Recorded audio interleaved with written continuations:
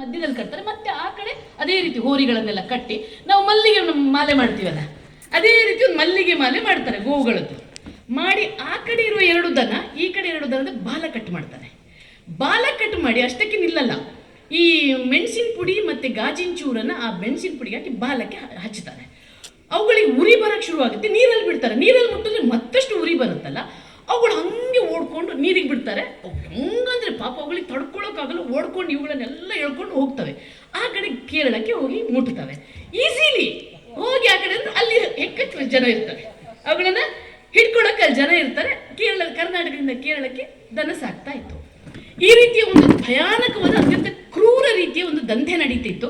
ಇದರ ಬಗ್ಗೆ ವರದಿ ಮಾಡೋಕ್ಕೆ ನಮ್ಮಲ್ಲಿ ಯಾರಿಗೂ ಕೂಡ ಧೈರ್ಯ ಇರಲಿಲ್ಲ. ಯಾಕೆ ಧೈರ್ಯ ಇರಲಿಲ್ಲ ಅಂದರೆ, ಇದೇ ರೀತಿ ಗೋ ಸಾಗಾಟದ ಬಗ್ಗೆ ವರದಿ ಮಾಡಿದಂಥ ವರದಿಗಾರನಿಗೆ ಬರ್ಚಿಯಲ್ಲಿ ಕೊಂದು ಮರ್ಡರ್ ಮಾಡಿದ್ರು. ಮಲಯಾಳದಲ್ಲಿ ಒಂದು ಸಿನಿಮಾನೂ ಆಗಿತ್ತು.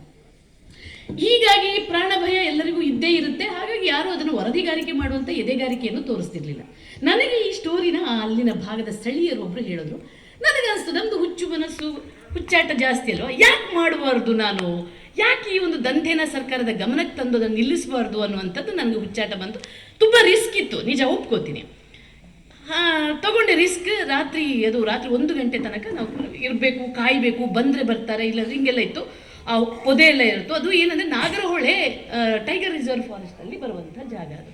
ಸೊ ಏನಾಯಿತು, ರಾತ್ರಿ 3-4 ದಿನ ಕಾದು ಕೂತು ಅವ್ರು ಮಾಡೋ ಕಾರ್ಯಚಟುವಟಿಕೆಗಳು ಎಲ್ಲ ಮಾಡಿ ಶೂಟಿಂಗ್ ಎಲ್ಲ ಆಯಿತು, ಮುಗಿಸಿದ್ವಿ. ನಾನು ಯಾಕೆ ಈ ಸ್ಟೋರಿ ಹೇಳ್ತೀನಿ ಅಂದರೆ, ಸ್ಟೋರಿ ಎಲ್ಲ ಮುಗೀತು, ನನಗೆ ಕ್ಯಾಪ್ಚರ್ ಆಯಿತು, ಅವ್ರು ಕಟ್ ಮಾಡುವಂಥದ್ದು ಎಲ್ಲವೂ ಸಿಕ್ತು. ಆ ಸಂದರ್ಭದಲ್ಲಿ ನಾವು ನಿಲ್ಲಿಸೋಕ್ಕಾಗಲ್ಲ, ಎಲ್ಲ ಕ್ಯಾಪ್ಚರ್ ಮಾಡಿದ್ವಿ.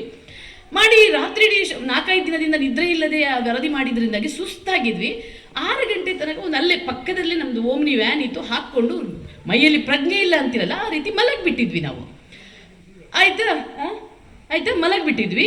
ಮಲಗುವಾಗ ಏನಾಯಿತು, 6 ಗಂಟೆ ಅಷ್ಟೊತ್ತಿಗೆ ಒಬ್ರು ಬಾಗಿಲು ಬಡಿತಾ ಇದ್ದಾರೆ ನನಗೆ, ಹೇಳಿ ಹೇಳಿ ಹೇಳಿ ಹೇಳಿ ಅಂತ. ನಾನು ಯಾರಪ್ಪ ಇಷ್ಟು ನಿದ್ದೆಯಲ್ಲಿ ಮಾಡೋ, ಯಾರು ಎಬ್ಬಿಸ್ತಿದ್ದಾರೆ ಅಂತಂದರೆ, ಒಬ್ರು ರೈತರು ಬಂದು, ಏನ್ರಿ ನಿಮಗೆ ತಲೆ ಕೆಟ್ಟಿದೆಯೇನ್ರಿ, ಇಂಥ ಜಾಗದಲ್ಲ ಯಾರಾದರೂ ಮಲಗ್ತಾರೇನ್ರಿ, ಇವತ್ತು ನಿನ್ನೆ ರಾತ್ರಿ ಒಂದು ಹುಲಿ ಬಂದು ಒಂದು ಕರುನ ಎತ್ಕೊಂಡು ಹೋಗ್ಬಿಟ್ಟಿದೆ ಅಂದರು. ನನಗೆ ಆ ಹುಲಿ ಬಾಯಲ್ಲಿ ನನ್ನ ಚಿತ್ರಣ ಕಂಡುಬಿಡ್ತು. ಆ ಹುಲಿ ಬಾಯಿ ಬಂದು ನಾನಿದ್ದಿದ್ದೆ, ಯಾಕಂದರೆ ಅದೇ ಜಾಗದಲ್ಲಿ ರಾತ್ರಿಡೀ ಶೂಟಿಂಗ್ ಮಾಡಿದ್ವಿ. ನನ್ನ ಕ್ಯಾಮ್ರಾಮ್ಯಾನ್ಗಳು, ನನ್ನ ಅಸಿಸ್ಟೆಂಟು, ನನ್ನ ಡ್ರೈವರು ಎಲ್ಲರೂ ಕೂಡ ಆ ಜಾಗದಲ್ಲಿ ಕೆಲಸ ಮಾಡ್ತಿದ್ವಿ. ಹುಲಿಗೇನು ವಿಜಯಲಕ್ಷ್ಮಿ ಅಂತ ID ಕಾರ್ಡ್ ತೋರಿಸಿದ್ರೆ ಬಿಡುತ್ತಾರೆ, ನೀವಾದರೆ ಬಿಟ್ಬಿಟ್ಟಾರೆ, ಅದಕ್ಕೇನು ಯಾರಾದರೂ ಆದರೆ ತಗೊಂಡು ಹೋಗುತ್ತೆ. ಬಟ್ ಒಂದು ನೋಡಿ, ಆ ಹುಲಿಗೆ ಕರುವೇ ತಗೊಂಡೋಗ್ಬಿಡ್ತು, ನಮ್ಮನ್ನು ತಗೊಂಡೋಗಿಲ್ಲ. ಅದಕ್ಕೆ ಹೇಳೋದು, ಪ್ರಕೃತಿ ಮಾತೆ ನಾವು ಮಾಡಿದ ಪುಣ್ಯದ ಕೆಲಸಕ್ಕೆ ಆಕೆ ನಮಗೆ ರಕ್ಷಣೆ ಕೊಟ್ಟಿದ್ದು, ಹುಲಿಯಿಂದಲೂ ರಕ್ಷಣೆ ಕೊಟ್ಟರು.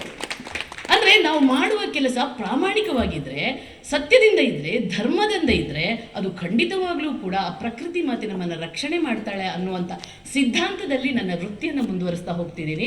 ಸಾಕಷ್ಟು ಬಾರಿ ಈ ಗೋವುಗಳನ್ನು ಸಂರಕ್ಷಿಸುವಂಥ ಕೆಲಸದಲ್ಲಿ ನಾನು ತೊಡಗಿಸ್ಕೊಂಡಿದ್ದೆ, ಅದರಲ್ಲಿರುವಂಥ ರಿಸ್ಕನ್ನು ನೋಡಿದ್ದೆ, ಅದರಿಂದ ಆಗುವಂಥ ಆಮೇಲೆ ನನಗೆ ಇನ್ನೊಂದು ನೋವು ಅಂದರೆ, ನಾವೆಲ್ಲ ಭಾಷಣ ಬಿಗಿತೀವಿ, ಆದರೆ